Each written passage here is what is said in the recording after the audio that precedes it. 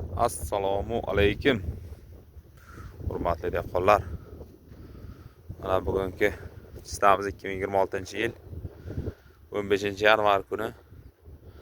Nasib bo'lsa kartoshka ekmoqchimiz. O'shanga jo'ya olayapmiz, 70lik jo'ya. 70lik ekamiz.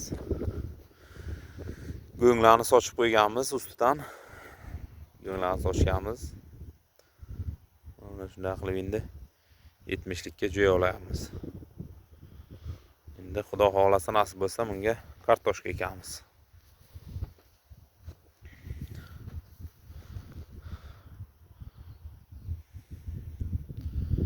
Mana shu holatga